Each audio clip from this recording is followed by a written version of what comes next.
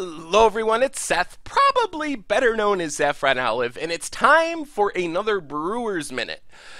So last week we had Pro Tour Kaladesh, and in the finals was a meeting of two control decks. On one side of the table we had Grixis control, across the table was Jeskai control. They battled it out. In the end, it was Grixis winning, but we had two control decks that performed really well to Pro Tour. So as a result of this Pro Tour performance, in the past week, I've got a ton of questions from people asking, I want to play Control in Kaladesh Standard, but I don't know which to choose. Should I be Grixis? Should I be Jeskai? What's the differences between this deck? Is one better than the other? So today, for our Brewers Minute, we're going to break down the differences between Jeskai and Grixis Control and try to see not which deck is better, because they both made the finals of Pro Tour, so they're both obviously good, but which decks are better in different situations, and if a certain kind of metagame would push you towards one deck over another deck. So that's what we're going to be talking about today. A quick reminder before we break down the decks: if you enjoy Brewers Minute and the other series here on the site, it would be awesome of you if you could take a minute, click the subscribe button down in the corner of your screen. It's an awesome way you can support the channel and the site for free. So what we've had on screen here is the Grixis control list that won the Pro Tour.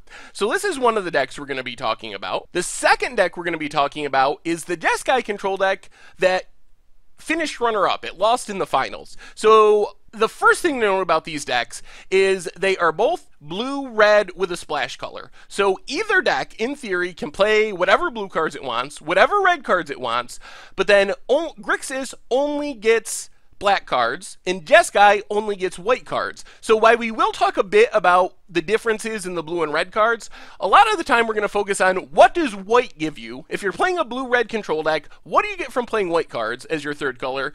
And likewise, if you're playing a blue-red control deck, what does black give you as far as being a third color? So Galvanic Bombardment and Thing in the Ice were only found in the Grixis deck.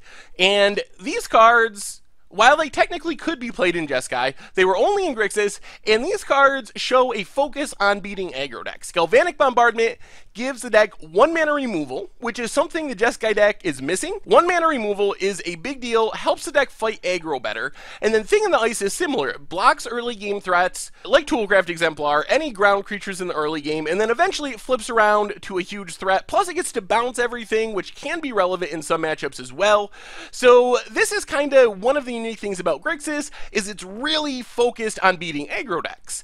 On the other side of things, we can see in the Jeskai deck the cards that it was either playing that the Grixis deck wasn't, or it's playing many more copies of, are cards that make it better in more slow controlling matches. Summary Dismissal deals with Emeralds, deals with Ulamogs.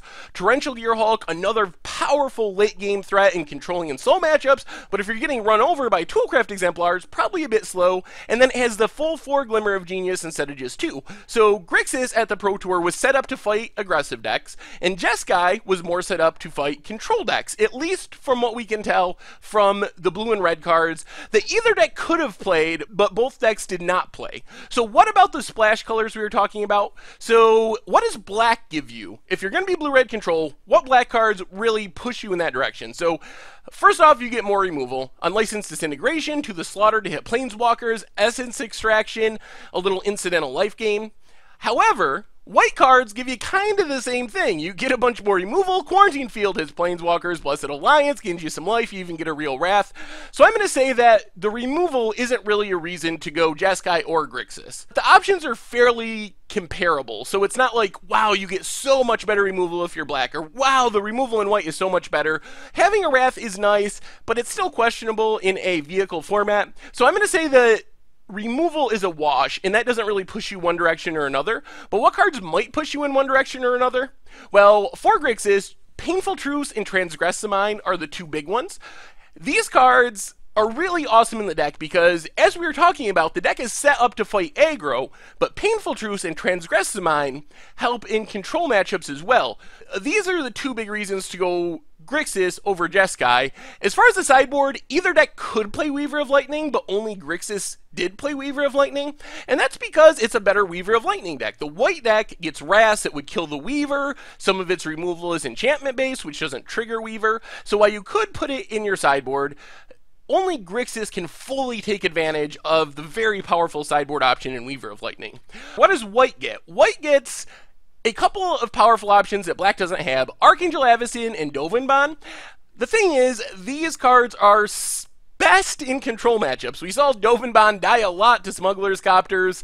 In aggressive matchups, it just doesn't do very much. It's kind of draw a card, gain 2 life, and die. Archangel Avacyn pressures your opponent in control matchups. It's fine in aggro matchups as well, but it's best in more controlling matchups. So white cards give the deck an even further push towards being good against control. In the sideboard, we get Spellquellers and Linvalas. Linvala, obviously a good aggro card if you live long enough, and Spellqueller is a big reason to go Jeskai. It is a super good card in the format. Where this leaves us is Jeskai Control is probably the better deck if you're planning on playing slower and more controlling matchups. It has a lot of cards that are very good in those matchups. It's more expensive in general, has more 4-drops and 5-drops, has ways to fight through control matchups, pressure the opponent with more Torrential Gearhulks and Archangel Avacyns that you don't necessarily have in Grixis. On the other hand, if you think you're going to run into vehicles and humans and other aggressive decks, then Grixis is almost certainly the way to go. It has many, many more tools to fight through and fight against the aggressive decks, while it's probably losing a bit in the control match. Of course, that's not how it played out in the finals, but you got to consider differences in play skill as well. So the one finals match doesn't really tell us a whole lot. The sample size is too small. But I think looking at the format, based on what we can tell right now, it's still pretty aggressive, even with the good performances from control.